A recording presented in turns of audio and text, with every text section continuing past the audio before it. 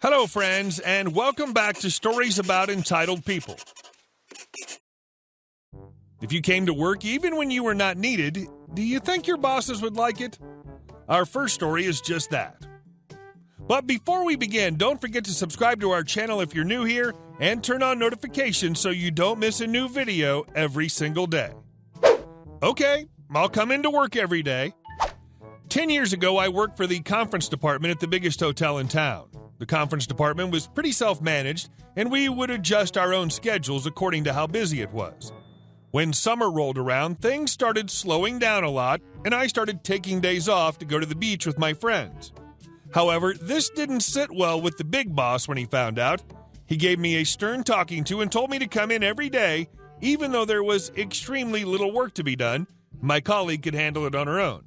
Basically, I was told to restock the stationery supplies of our conference rooms every day. A mind-numbingly boring job, but okay, orders are orders. So I started coming into work every day, even though there was no need. Me and my colleague worked for about an hour tops before all tasks were complete, including the insane restocking of supplies. After that, we spent our time socializing with other colleagues, had like a 2-hour lunch. We used one of the empty conference rooms to watch TV, relax, and maybe have a nap. And after 1 hour of work and 7 hours of relaxing, we punched out. The thing my boss had forgotten when he berated me for taking days off was that I, unlike my colleagues, was on a contract that paid by the hour. I took days off knowing full well that I wouldn't be paid for it. I took days off because I felt it was the right thing to do, not because I wanted to slack off. However, when it turned out that my boss had forgotten the terms of my employment he himself had signed off on, I decided to use that to my advantage. I showed up for work Monday to Friday all of June, even though the hotel didn't need me at all. Cost them around $3,000. And our next story. Mess with my Christmas? Pardon me as I ruin yours. This slow burn starts a full year and a half before my plan came into effect. Earlier in the year, my dad quite sensibly suggested that with the size of our family Christmas party, we skip a generation with gifts to ease the financial strain as the extended family grew. At the time, I was struggling with my business and athletic career, and my wife, then girlfriend, was working on her second master's degree, so I suggested names from a hat. But he wanted to spoil all his grandchildren. I said, fair enough, I'll chip in for Oma's cruise and buy gifts for my step-siblings, but I don't expect anything grand. Dramatis personae for that Christmas party.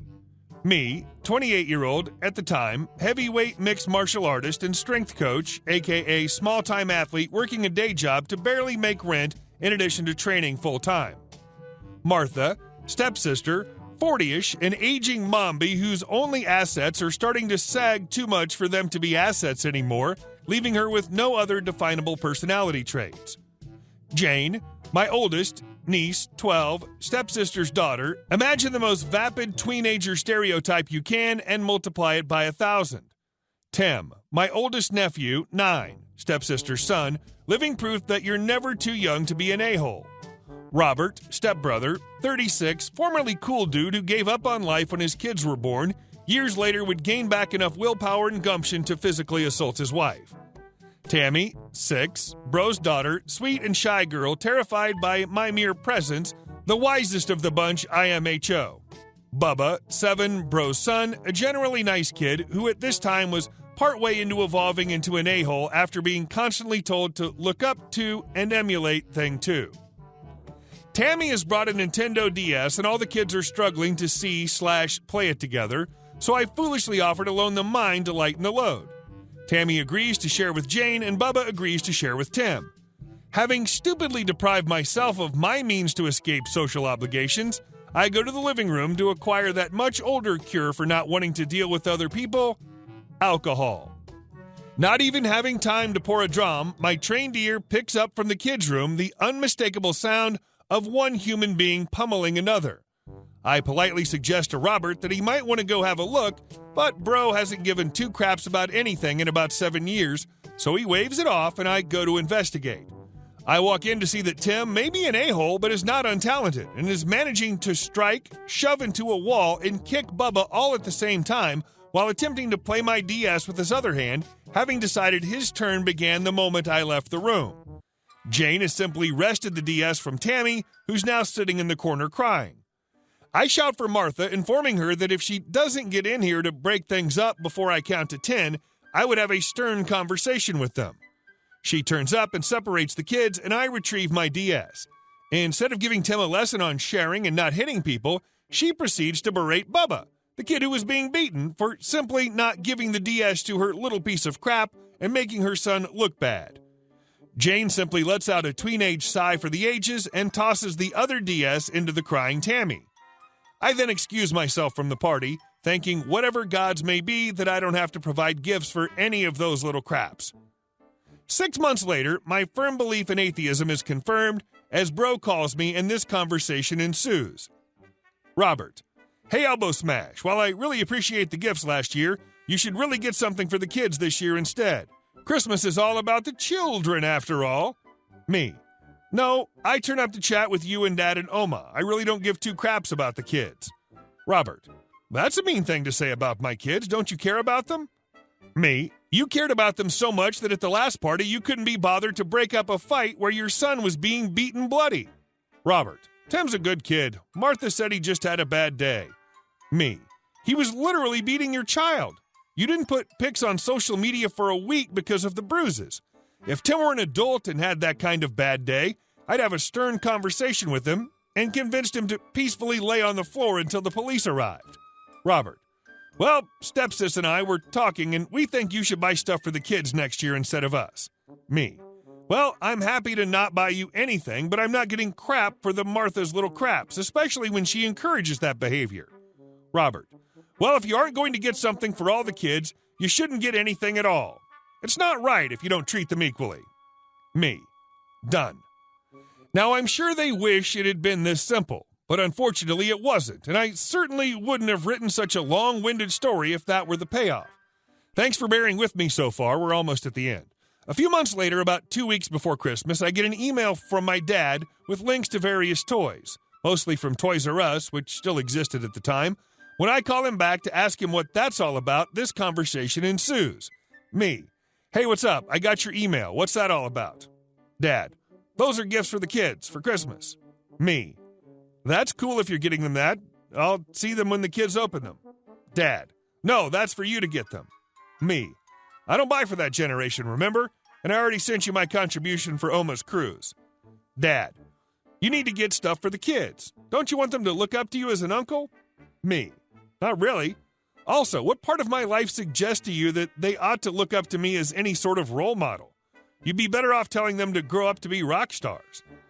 Dad: Not the point. Christmas is about the children.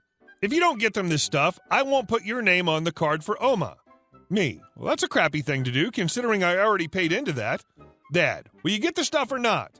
Me: Well, I guess my name isn't going on the card then. This'll cost me more than a month's rent. So you can take this list and grease it up real nice. Dad interrupting: Calm your jets, this is what they want. Me: I'll get them a token something, but I'm not taking out a loan. Dad: Fine, just make it something they enjoy. Me: If what I get doesn't put a giant smile on each and every one of their faces, I'll buy you dinner at a steakhouse of your choosing. Dad: That's the spirit. Talk to you later. So Christmas rolls around and my wife and I have bought not just one but 4 gifts for each of the little ones and wrapped them all beautifully. My dad, correctly, assumes it's all probably from the dollar store, but it's nicely wrapped and he gives me a look of approval as I place it under the tree. My wife and I schmooze for a bit, then suggest that since we brought several gifts for each of the kids, why don't they open one each before dinner so they have something to do while they wait? The parents, of course, agree, as it gives them more of a reason to ignore their kids and talk about them instead, so they send us off to hand out gifts to their kids. Martha is looking especially smug. As they begin to unwrap them, I prepare the camera as my wife goes for our codes, and I stick around just long enough to immortalize on film the big, crap-eating grin on each of the kids' faces as they see what their gift is. Less than 1 minute later, the first blast from the air horn, Tim's gift, can be heard in the hallway clearly by my wife and I as we make our way to the elevator.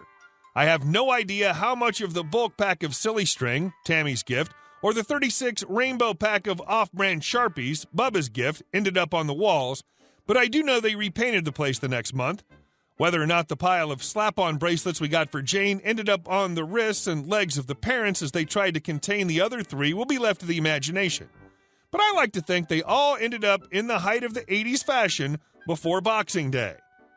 I may never know if they opened the rest of their presents. Everyone got a copy of each other's gifts, for fairness, plus a bunch of gross and mildly inappropriate temporary tattoos.